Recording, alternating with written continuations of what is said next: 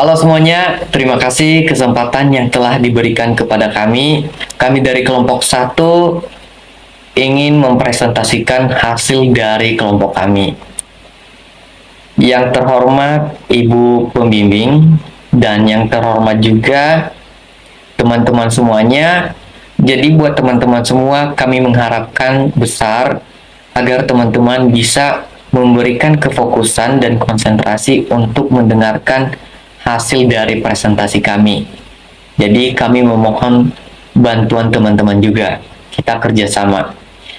Oke, pada hari ini kami akan presentasi tentang judul, konsep, dan klasifikasi biaya.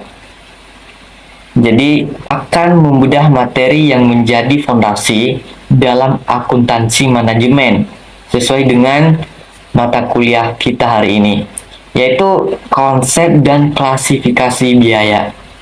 Mungkin memahami tentang biaya atau kata biaya itu mungkin gak asing lagi buat kita semua. Biaya itu berupa angka atau uang. Tetapi kali ini teman-teman, kita tidak hanya memahami biaya soal mencatat angka saja atau uang, tapi memang berkaitan. Tetapi bagaimana kita membaca, melihat, menganalisis kesehatan sebuah bisnis melalui pengeluarannya. Jadi otomatis kalau kita membuat sebuah bisnis dan perusahaan, kita harus melihat, menganalisis. Jadi apakah kita ini rugi atau untung? Jadi yang diharapkan besar sebuah bisnis atau perusahaan itu adalah keuntungan. Oke, slide kedua tolong diputarin.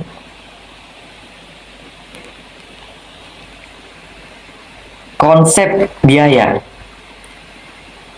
yang artinya secara mendalam biaya atau cost adalah kas atau nilai setara kas yang dikorbankan untuk mendapatkan barang atau jasa yang diharapkan untuk memberikan manfaat di masa depan, yaitu memberikan manfaat di masa yang akan mendatang. Kita juga harus berhati-hati, biaya beda dengan beban, karena agak sedikit kelihatannya sama, tetapi kalau lebih dianalisis lagi beda teman-teman. Jadi biaya adalah investasi yang masih berupa aset, sedangkan beban yaitu manfaatnya sudah habis terpakai untuk menghasilkan pendapatan hari ini. Jadi tujuannya agar kita bisa mengukur secara objektif seberapa besar modal yang tertanam di dalam sebuah produk sebelum kita jual.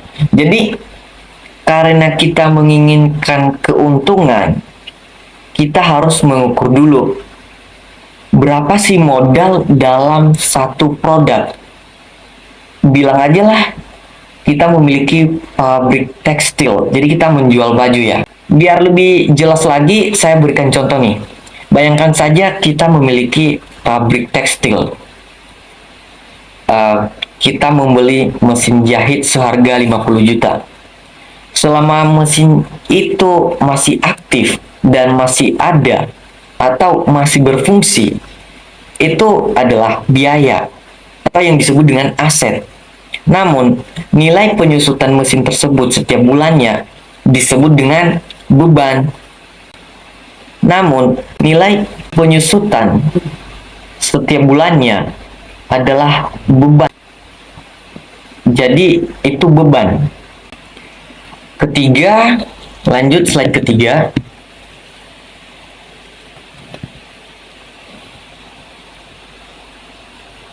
Fungsi pokok perusahaan. Oke, artinya di sini kita membagi biaya berdasarkan zona aktivitas. Berarti aktivitas itu ada beberapa kegiatan atau departemen mana yang bertanggung jawab atas pengeluaran tersebut. Ini adalah klasifikasi fungsional yang bertujuan untuk menilai kinerja setiap divisi kita bisa melihat apakah biaya itu membengkak di bagian mana sih? Di bagian produksi atau justru di bagian pemasaran? Contohnya nih, biar saya kasih contoh biar lebih jelas kepada teman-teman. Biaya produksi yaitu gaji buruh pabrik yang menjahit baju. Ini biaya inti, soalnya kalau nggak ada pekerja, otomatis kegiatan tidak ada. Kedua, biaya pemasaran, ongkos kirim ke pelanggan atau biaya iklan di media sosial. Nah, ketiga, biaya administrasi, gaji staf, HRD, atau biaya listrik kantor pusat yang mengurusi dokumen-dokumen legal perusahaan. Slide keempat,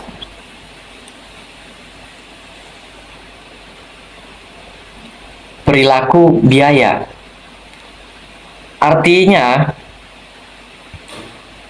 studi tentang bagaimana total biaya bereaksi ketika jumlah produksi naik ataupun turun. Ini adalah inti dari perencanaan laba jangka pendek. Tetapi tujuannya yaitu membantu manajer untuk menghitung break-even point. Kita jadi tahu berapa unit yang harus terjual agar biaya tetap tertutupi. Maksudnya, biaya tetap tertutupi yaitu perusahaan juga memiliki keuntungan. Berapa sih penjualan yang harus diminimalkan atau seminimal mungkin agar semua biaya tertutupi. Karena perusahaan tidak mau rugi, makanya mereka buat perusahaan untuk mendapatkan keuntungan. Yang tujuannya tadi kan, membantu manajer menghitung break-even point. Jadi kita tahu berapa unit yang harus terjual agar kita bisa mendapatkan keuntungan. Contoh, biaya tetap, pajak bumi dan bangunan pabrik. Mau kita produksi 1 baju ataupun 1.000 baju, nilai pajaknya menetap sama karena ini nilai tetap. Kedua, biaya variabel, bahan baku kain. Jika produksi naik 2 kali lipat, maka kebutuhan kain juga atau biayanya juga akan naik 2 kali lipat secara proporsional. Untuk slide kelima dilanjutkan oleh teman kami Yunus. Silakan Yunus.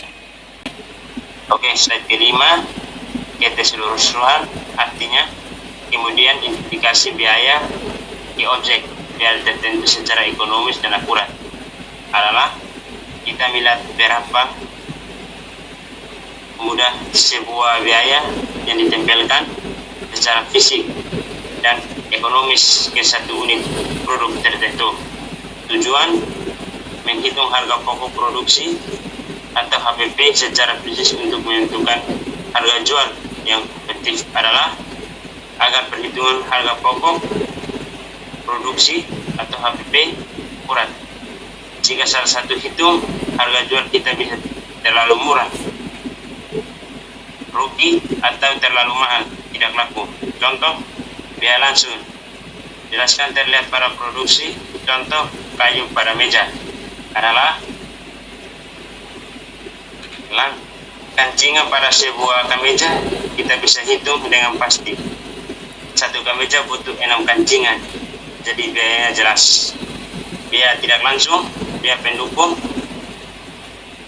bersama contoh listrik, lampu, pabrik, dan gaji satpam adalah biaya keamanan pabrik atau kulit untuk beroperasi mesin jahit. Kita tidak bisa menghitung berapa rupiah jasa keamanan dan seberapa oleh satu helai kemeja. Jadi biaya ini dibebankan secara kolektif. Slide ke-6.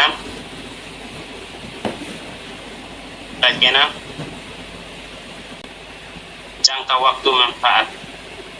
Artinya perbedaan berdasarkan lama manfaat ekonomi yang diberikan terhadap periode akuntansi adalah klasifikasi atau membedakan pengeluaran berdasarkan masa manfaat ekonominya. Apakah manfaat habis dalam 1 tahun atau bertahun-tahun. Tujuan menjamin keakuratan laporan laporan atau posisi keuangan atau neraca adalah untuk memastikan laporan keuangan jujur. Pengeluaran besar untuk aset tidak boleh langsung dianggap beban dalam 1 bulan agar laba tidak terlihat anggap secara tidak wajar. Contoh pengeluaran modal periode contoh renovasi besar adalah pengeluaran modal atau expenditure membangun gudang baru. Manfaat dirasakan puluhan tahun, maka dicatat sebagai penambahan nilai asli neraca. Pengeluaran pendapatan, contoh biaya servis atau rutin pengecetan. Pengeluaran pendapatan renov expenditure atau servis rutin mesin atau mencetak ulang agar yang usang. Ini jangka pendek untuk memeliharakan maka langsung dicatat di laporan laba rugi. Oke. Slide ke-7, kesimpulan dan implementasi. Sebagai kesimpulan, klasifikasi biaya adalah navigasi bagi seorang manajer. Dengan memahami semua kategori ini, kita bisa melakukan kontrol ketat terhadap pemborosan dan pengambilan keputusan yang strategis. Misalnya nih, apakah kita lebih baik menyewa gedung, yaitu pasti gedung itu biaya tetap, atau membayar maklon per unit, yaitu biaya variabel.